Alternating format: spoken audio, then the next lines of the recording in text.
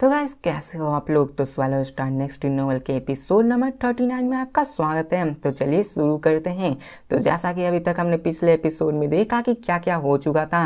लू फेंग आ चुका होता है ब्लड क्लाउड लिवर को मारने के लिए, लेकिन यहाँ पर ब्लड क्लाउड लिवर ही जान चुका होता है कि लू फेंग की पावर बहुत ज़्यादा हो चुकी है और वो अभी उसका मुकाबला नहीं कर सकता है। इसलिए वो वहाँ से भागने की कोशिश कर रहा होता है और वो मोरोसा के मुँह से भी निकल कर भाग गया होता है और वो अभी केओस वेलर में ट्रांसफॉर्म होने लगता है। लेकिन अभी के फिलहाल उसे वहां से निकल कर भागना होता है। अब वो खुश हो ही रहा होता है कि वो वहां से निकल गया, लेकिन तभी वहां पे वो देखता है कि लू फेंग की पेयर ऑफ आईज ग्लो करने लगती है, जिसकी वजह से उस पर बहुत बहुत बहुत ज़्यादा प्रेशर लगने लगती है और वो इसे देखकर पूरी तरह से हैरान हो जाता है, क्योंकि यहाँ पे लू फेंग की पावर को सेंस ही नहीं कर पा रहा होता है। लू फेंग इतनी पावरफुल तरीके से अटैक किया होता है कि वो पूरी तरह से ब्लड क्लाउड गॉड को क्रॉस कर चुकी होती है।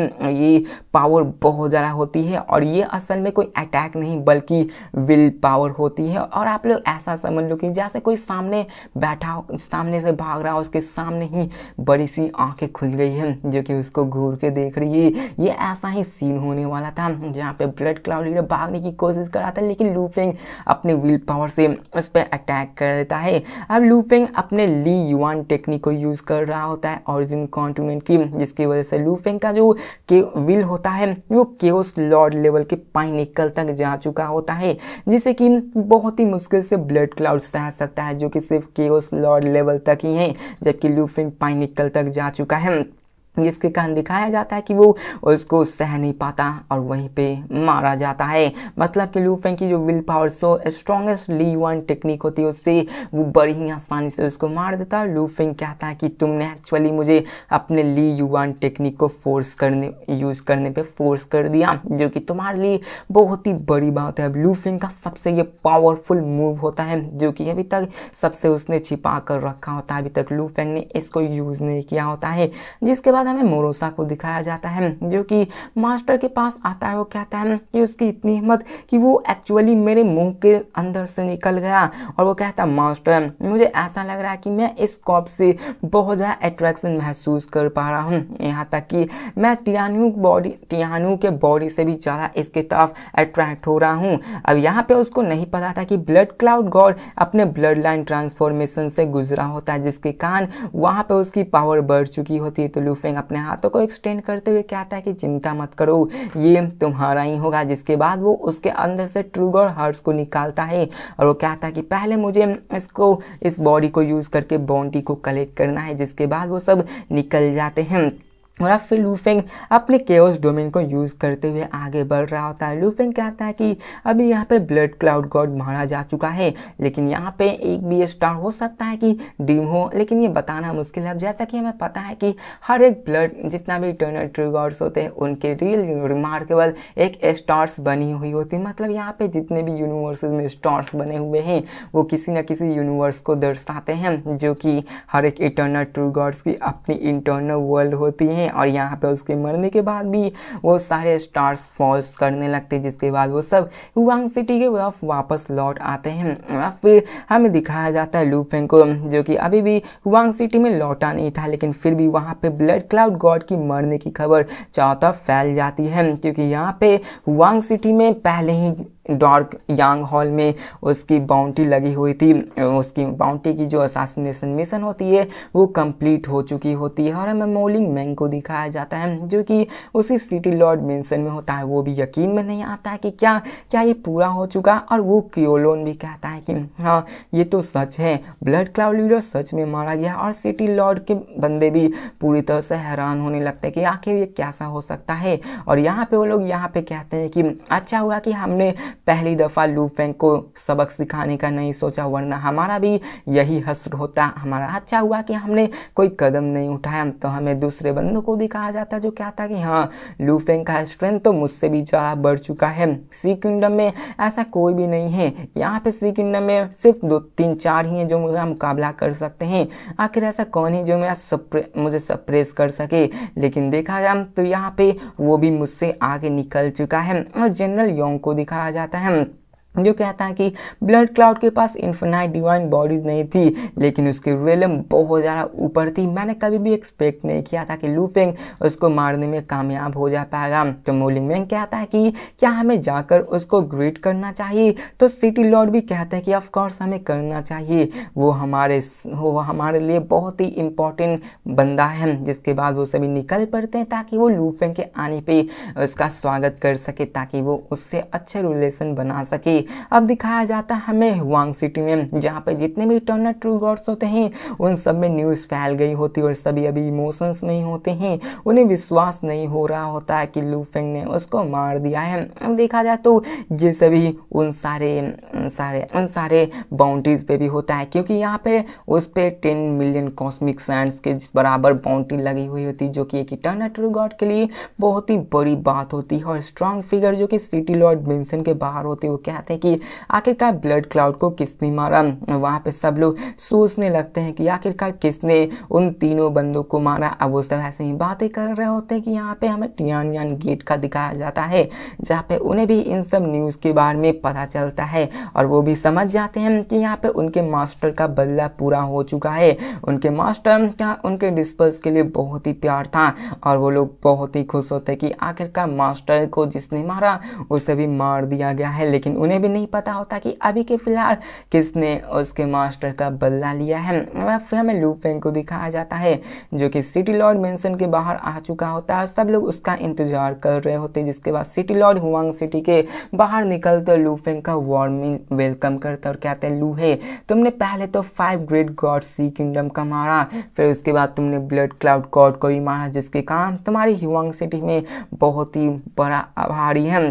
लू फेंग कहता है कि ये सब तो आपकी वजह से हुआ है कि यहाँ पे मुझे सैंटियान का कैजुअल ट्रैकिंग टोकन मिला, जिसके कारण मैं उसके लोकेशन को ट्रैक कर पाया। तो मोलिंग्स यह कहता है कि हाँ ये तो सही है, ब्लड क्लाउड तो बहुत ही कनिंग है, उसने अपने स्ट्रेन को छिपाए रखा और जब उसने अपने आइडेंटिटी को एक्सपोज किया तो यहाँ से भागने की कोशिश कर रहा था। जिसके बाद हमें जनरल लियोंग को दिखाया जाता है, जो हंसते हुए कहता है कि तुमने इस बार बहुत बड़े मिशन को कंप्लीट किया है और इस बार मैं अपने कैपिटल में वापस लौटूंगा तो गॉड किंग से तुम्हारे बारे में जरूर बताऊंगा, जिसके कारण वो जरूर तुम्हें कुछ न कुछ इनाम देंगे। जिसके बाद city Lord of Huang city कहते हैं कि मैंने ऑलरेडी तुम्हारे अचीवमेंट्स को मार्कस को बारे में बता दिया है, मैं जरूर ये चाहूंगा कि मार्कस तुम्हें बहुत बड़ा रिवॉर्ड थे। देखो यहाँ पे हुआंग सिटी नाइनजियांग मार्कस के अंदर आती थी। अब लू फेंग सबका शुक्रिया अदा करता है। अब यहाँ पे लू फेंग चाहता तो आराम से उन सबसे बेनिफिट ले सकता है, लेकिन अभी के फिलहाल वो बहुत ही कमजोर था, इसलिए वो अभी गॉड किंग के चक्कर में नहीं पड़ना चाहता था। जिसके बाद हमें दिखाया जाता है लू फेंग सिटी लॉर्ड को, जो कहते हैं कि अगर तुम्हें किसी चीज़ की ज़रूरत होगी तो तुम हमें बता सकते हो। और जनरल लियोंग भी ऐसा ही कहता है कि अगर तुम्हें रिसोर्सेज या फिर कल्टिवेशन या फिर किसी भी तरह अपॉर्चुनिटी की ज़रूरत हो तो मुझे ज़रूर बताएं। जिसके बाद लू फेंग ये देख पाता कि उन सब की तरफ से लू फेंग के लिए एक अच्छा रिस्पॉन्स मिल रहा है और उन सब का शुक्रिया अदा कहता है। लेकिन अभी के फिलहाल लू फेंग का कोई इरादा नहीं था कि वो किसी गॉड किंग के अंदर अपने को कल्टीवेट कराए। उसे पता था कि अगर वो गॉड किंग के अंदर रहा तो यहाँ पे मोरोसा की आइडेंटिटी भी एक्सपोज हो सकती है। और जब ऐसा हुआ सबको पता चला कि मोरोसा असल में एक बीस्ट है, जो कि ओरिजिन कंटेंट का बीस्ट है, तो सबके सब मतलब बहुत ही पावरफुल लोग भी उसे मारने के लिए आएंगे या फिर उसको स्लेव बनाने के लिए।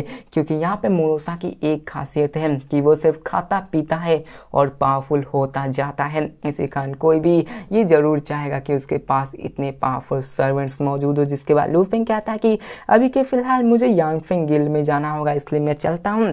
जिसके बाद वो वहाँ से निकल जाता है और अब फिर हमें सीन चेंज कर नाइनजियांग सिटी के कल्टीवेशन चैम्बर के नाइनजियांग केओस स्टेट का सीन दिखाया जाता है, जहाँ पे नाइनजियांग मार्कस बैठे हुए होते हैं और वो भी कहते हैं कि हमारे सिटी में ऐसा powerful eternal true gods appear हुआ है।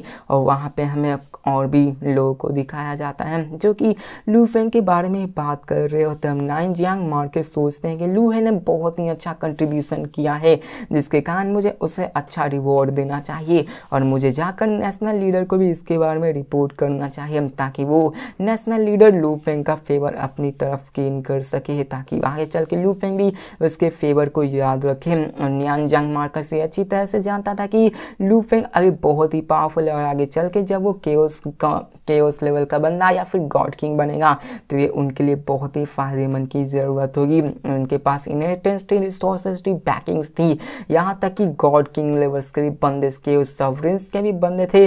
तो इसके कारण तो लू फेंग का फेवर दिखाना बनता ही है। जिसके बाद हम दिखाया जाता है नानजियांग मार्कस को, जो कि सी किंगडम के नेशनल लीडर से कांटेक्ट करते हैं और कहते हैं नेशनल लीडर। अब यहाँ पे नेशनल लीडर को दिखाया जाता है जो कि कहते हैं कि नानजियांग आखिरकार तुम मुझसे कांटेक्ट क्यों कर रहे हो। तो नानजियांग रिस्पेक्ट दिखाते हुए कहता है कि नेशनल लीडर, हमारी हुआंग सिटी में एक नया सा बंदा अपीयर हुआ जिसका नाम है लुओ हिम। जिसके बाद वो सारी चीज़ें उसको बताने लगते हैं। जिसके बाद हमें वॉइस गिल्ड मास्टर को दिखाया जाता है जो कहता है लू फेंग इतना रिस्पेक्ट क्यों, तुम्हें क्या प्रूफ है कि क्या लू फेंग ने ही वहाँ पे ब्लड क्लाउड को मारा है। जिसके बाद हमें सीन, तो यहाँ पे समझ लो कि वो इन सब को रिपोर्ट कर रहा था। जिसके बाद हमें लू फेंग का सीन दिखाया जाता है जहाँ पे अभी भी उसको पता नहीं होता है कि नानजियांग मार्कस उसके लिए क्या प्लान किया होता है। जिसके बाद लू फेंग आ चुका होता है यानफेंग गिल्ड के स्मॉल बिल्डिंग में मोरोसा के साथ, जहाँ पे वॉइस गिल्ड मास्टर आते हैं। लू फेंग से कहते हैं कि लू फेंग क्या तुम्हारे पास कोई प्रूफ है कि तुमने ही ब्लड क्लाउड को मारा है। तो लू फेंग अपने हाथ को बढ़ाता है, ब्लड क्लाउड की बॉडी को दिखाता है, जिसको देखकर वो पूरी तरह से हैरान हो जाते कि ये तो सच में उसकी ही बॉडी है। जिसके बाद वहाँ के 2 इंपीरियल क्लैन मेंबर्स होते हैं जो कहते हैं वंस अगेन यहाँ पे इसका दिल निकाल दिया गया है। आखिरकार ऐसा कर ही कौन सकता है। लू फेंग कहता है कि क्या इतना काफ़ी है। तो वो कहते हैं ऑफ कोर्स ये इतना काफ़ी है। तो बताइए क्या आप यू टियानजी और यू टियानयी के बाउंड्री को भी साथ में लेना चाहते। तो लू फेंग कहता है ऑफ कोर्स।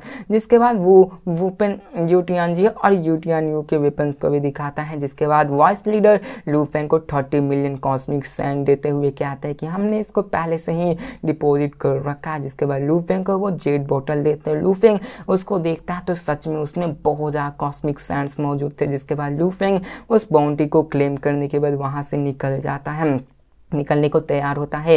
जिसके बाद गिल्ड मास्टर यानफेंग उसकी तरफ इस्तेमाल करते हुए कहते हैं लू फेंग चलो मैं तुम्हें किसी से इंट्रोड्यूस कराना चाहता हूँ। वो एंशिएंट यानफेंग किंगडम के इंपीरियल क्लैंस की तरफ मिलाता है और वो उससे कहता है कि देखो यही तुमसे मिलना चाहते हैं। जिसके बाद हमें वहाँ के वही एंशिएंट यान के फेंग किंगडम के इंपीरियल क्लैन का एक बंदा जिसका नाम डी चुयू होता है उसको दिखाया जाता है। वो कहता है कि हमारी किस्मत था जो कि हम मिलने आए हैं और मैं यहाँ पे तुमसे मिलने ही आया। अब यहाँ पे लू फेंग जानता था कि यानफेंग किंगडम कैसा है और वो जानता था कि ये कितने पावरफुल है। इसके लिए वो भी यहाँ पे रिस्पेक्ट शो करता है। अब यहाँ पे हमें बताया जाता है कि अब देखो यहाँ पे वॉल्यूम 1 का एंड होने वाला है। अब वास्ट ओरिजिन कंटेंट में काउंटलेस फोर्स मौजूद है जिसमें कि डिवाइन किंगडम्स को बहुत ही ऊंचे जात का माना जाता है, कह सकते हो वैसा ही। जहाँ पे यू किंगडम और सी किंगडम जो 2 सेकेंड रेट नेशन है जो कि जिन किंगडम से बहुत ज़्यादा स्ट्रॉन्ग है, जो कि सिटी माउंटेन गेस्ट के द्वारा इस्टेब्लिश की गई थी, जो कि थोड़ी सी स्मॉल नेशन है, लेकिन इन दोनों ने मिलके उनके नेशन को तबाह कर दिया होता है। और वो जानता था कि आखिरकार इन सारे नेशंस के पास कितनी ज़्यादा पावरफुल थी और लू फेंग इन सब के बारे में पहले इंफॉर्मेशन को निकाल चुका होता है कि इनमें कितने रॉयल फैमिलीज है, इतने कितने बंदे हैं, कितने पावर लेवल के बंदे हैं। लू फेंग पोलाइटली कहता है कि मैंने एक्सपेक्ट नहीं किया था कि यहाँ पे हाईनेस खुद मुझसे मिलने के लिए इस रिमोट सिटी में आएंगे। तो डी चू यू कहता है कि मैं यहाँ आपको तुम्हें यहाँ पे मुझे हाईनेस कहने की कोई ज़रूरत नहीं, मैं तो सिर्फ एक इटर्नल ट्रू गॉड हूँ, तुम मुझे चूयू कह सकते हो।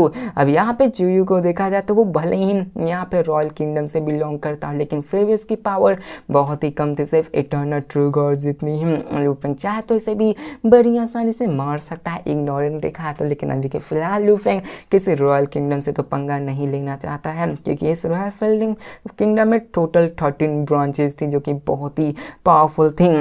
जिसके बाद डी चू यू कहता है कि लू फेंग तुमने ब्लड क्लाउड लीडर को मारा है जो कि तुम्हारी डिवाइन बॉडीज रियलम और सारी चीज़ों को दर्शाता है कि ये पीक पे आ चुकी है। यहाँ पे बहुत ही कम बंदे हैं जो कि तुम्हारे जितने पावर लेवल्स को रखते हैं। अगर तुम केओस लॉ को कंप्रीहेंड करोगे तो तुम जरूर आगे चल के केओस सॉवरेन बन सकते हो। चलो मैं यहाँ पे तुम्हारी मदद तो कर सकता हूँ लेकिन अभी के फिलहाल मैं गारंटी नहीं दे सकता कि तुम डी चू लीनेज के ऑफिशियल गेस्ट बन सकते हो। तो लू फेंग पूछता है कि आखिरकार आप क्या बात कर रहे हैं, क्या सच में यहाँ पे वो चियू किंगडम, आप मेरे बारे में इतना हाईली सोचते हैं। अब लूफिंग जितना ज़्यादा इन सब के बारे में सोचता है उतना ज़्यादा ही वो इन सब के बारे में समझने लगता है, क्योंकि माउंटेन सिटिंग गेस्ट ने इन सारे गॉड किंग्स और बाकी सारे बंदों, जितने भी पावरफुल बंदे, उन सब के बारे में पहले ही बता रखा है कि वो किस तरह से सोचते हैं और क्या क्या सोचते हैं। तो यहाँ पे वो आगे कहता है कि अगर तुम केओस ऑफ रीजन भी बन सकते हो तो यहाँ पे मैं कोई भरोसा नहीं है कि आपको रिक्रूट किया जा सकता है।